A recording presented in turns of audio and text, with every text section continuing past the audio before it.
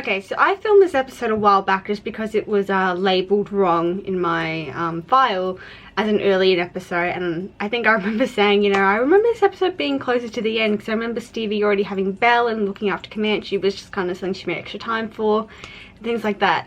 And while I was editing it, I just found a few errors that I made or should have made, and I'm going to use this time in the future, I guess, to kind of fix up those errors. So you may see me and refer to my past self a few times.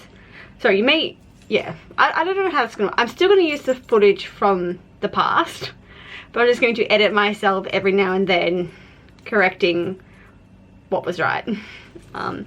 Yeah, let's do that. Oh my god, we're up to episode 17. I didn't think this episode was that early on in the series, if I'm honest. I thought it came a bit later. Alright, so this is the Friday the 13th episode, and I remember it used to scare the hell out of me when I was a kid. But yeah, let's not hesitate anymore and jump straight into it. The Inter Pony Club party is a fundraiser. Last year, Woodgate Stables put on a great bash, and this year it's Pine Hollow's turn. Now, not only do we have to outdo our rival pony clubs, we also have the task of marking the 100th year anniversary of Pine Hollow. So basically, this party has to really rock. Eloquently put, Stevie. I'm looking for volunteers. I'll do it. Thank you, Lisa. Who's going to help her? Great. Pick the loser who never gets invited to parties to organise ours. Oh, I'll help you. I'll help you. Fine. Lisa and Veronica will co-host the party, but I expect everyone here to do their bit, okay? No, I said I'd help Phil. I love how Christy's in the background thinking, what have you done? Are you crazy? What have you done? I find it so funny. I think it's like back in school, you know, when teachers knew that two students didn't like each other and they paired them up for a project. That's exactly the situation. But he doesn't need help, Veronica. Lisa does. I have to work with her. That evil grin on his face. Yes. Learn to get along. Poor Phil, he's sitting there like, I should have said something louder. Why didn't I say it louder? Is Max out of his mind? You don't plan a party this important and then put Lisa the lame-o in charge. I know how we watch and think, oh, that's obviously a rubber snake. How could you be so scared? But when I babysit, the kids have like these little fake spiders and they hide them all over the house. And for a split second, when you're not expecting it, they do look real. And they do make your heart skip a beat. I can understand the position they're in because you would be shitting your pants too. Sam, I want you to meet the cars at the gates and direct them to the valet parking. Megan, I want you to organise the valets. What? Is she forgetting one thing, that Lisa is in charge? Veronica is the assistant. Is she forgetting something? People park in the yard like always. What are valets? Am I the only one here who has any class? Reality check, Veronica. There is a budget. Thank you for that input, Lisa. People are going to pay, you know. I think you're forgetting something, that people aren't going to pay for parking when parking is normally free where it normally is. Like, why would you pay for parking in a valet where you can park for free? What is it with all these practical jokes? This is a timeless classic. What? I cannot be the only person who had Googled that book to see if it was real. It's not. What? Oh. Oh. Spaghetti and meatballs. A little snack in case you get hungry. Stevie.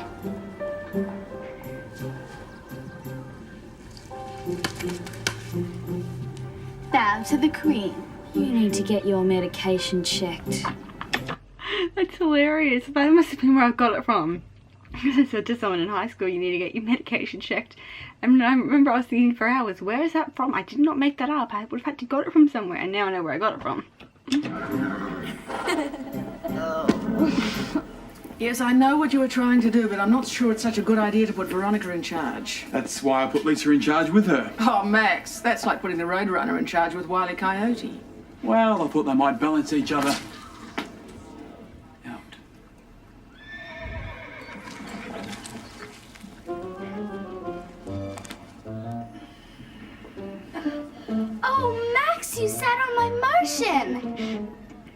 squashed him?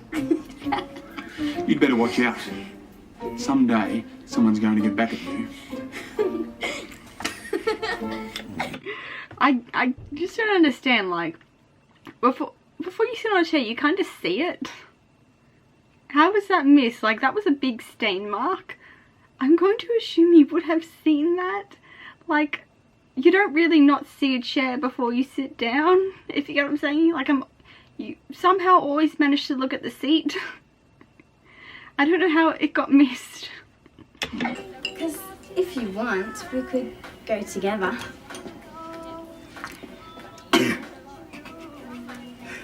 I don't normally date pandas.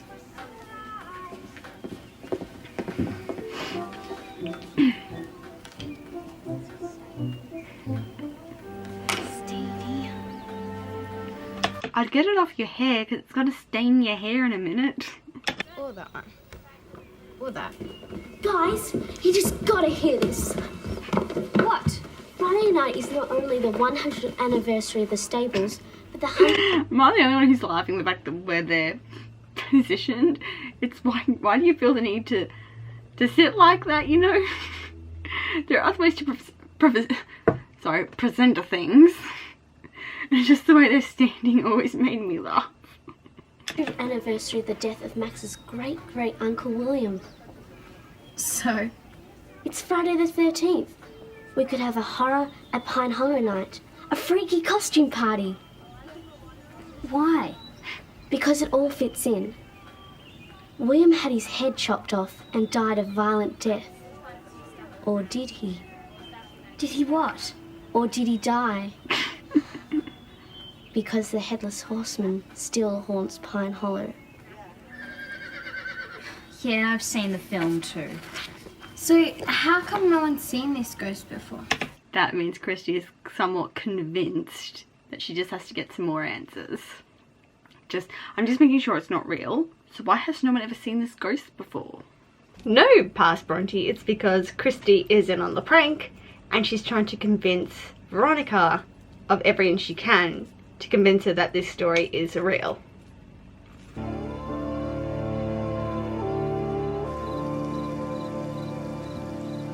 Bill Comanche, you're looking beautiful.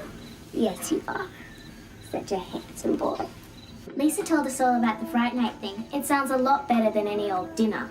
Megan. Max is after an occasion. I thought it was nighttime. Like, you can clearly see it's daytime, so I guess this is kind of like a continuity error.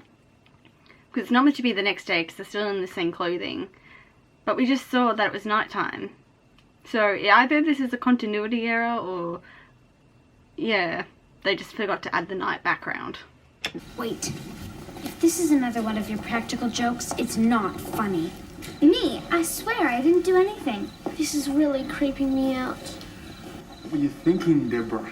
I'm so sorry. If I'd known, I never would have said anything. Don't worry, I think we threw them off the scent. Well, I hope so. I can't afford to have this getting around. Who wants to ride at a haunted stable? What if he comes back? What if other people see him? Maybe we should cancel the party. We're not cancelling anything. We have to act like there's nothing wrong. And if worse comes to worse, I'll have to put an end to him. How do you do that? He's already dead. Who's there? And they're really acting like someone's in the stables. It's like, you sent the girls to go get their bags and they're on their way back. Did you really expect someone else to be there? It's like, they're only going to be 2 seconds.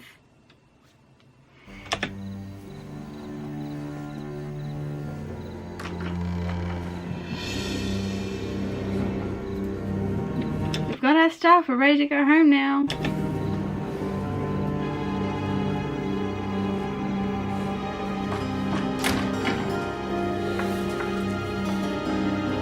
I don't think shutting the door is going to do anything, seeming we saw a few seconds ago that you also had your window open. Shutting the door ain't going to do anything if that's the case. Jesus Christ, Lisa, why'd you sneeze?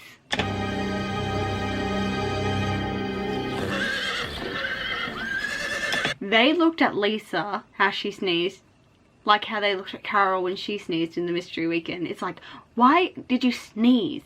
Because holding back a sneeze is actually quite dangerous, so sneeze.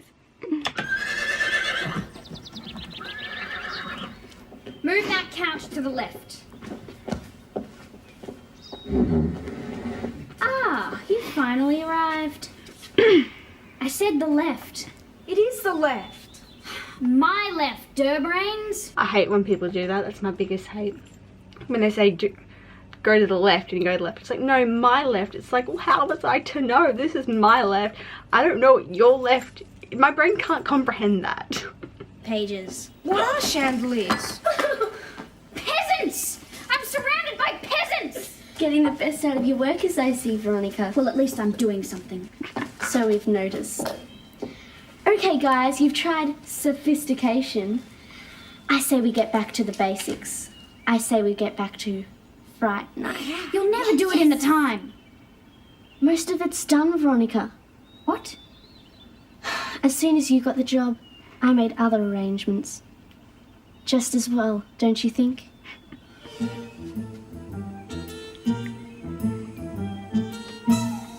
I don't think that's fair on Veronica because she's got like, what, 6 hours to get a costume now? Because she had in other plans that they're having a fancy dinner.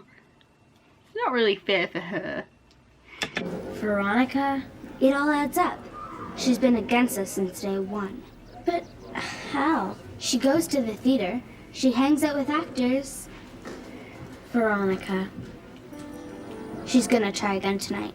Only the Queen's gonna stop her. Yeah. We meet here after dark. All right. No, Phil, this is girls' business. The truck from the higher place is here. I love how it's like, it's girls' business. So, you know, bras and things, that's what we're on to tonight. What's that? I bet it's a tape recorder. Come on, I'll show you. You're gonna let Veronica get away with this? What is that? Come on. If that is a real headless horseman, he had one very long neck. He told me to lighten up. Is this light enough for you? But where's the headless horseman?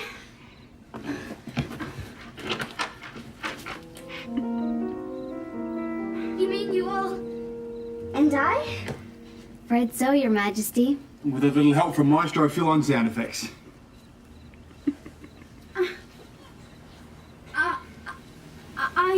I knew it was you all along. Did you?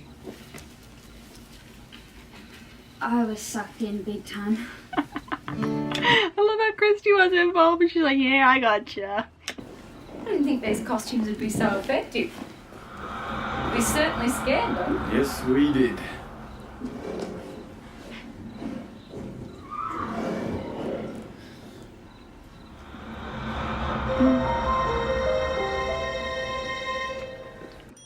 And we've reached another episode. I feel like this is the only episode we don't see them riding in. Or like someone of the main character riding. Because last episode Veronica rode, but they didn't. Yeah, no. I feel like this is the only episode a main character doesn't ride of some kind. Yeah. Oh well. If you did like this video, don't forget to give it a big thumbs up, and also please do subscribe for more, and also please do sign the petition that I have linked in the description box below. I am trying to release the 2 unreleased albums from season 3 and some singles that went unreleased in season 2. I have a few that I know went unreleased, and if I have some, there must be more of some kind. So please, and if you know Crawford, Shock, or any other music producers who were involved, please bring it to their attention to know that we cannot live our lives without it. So yes, I will see you in the next episode. Bye guys.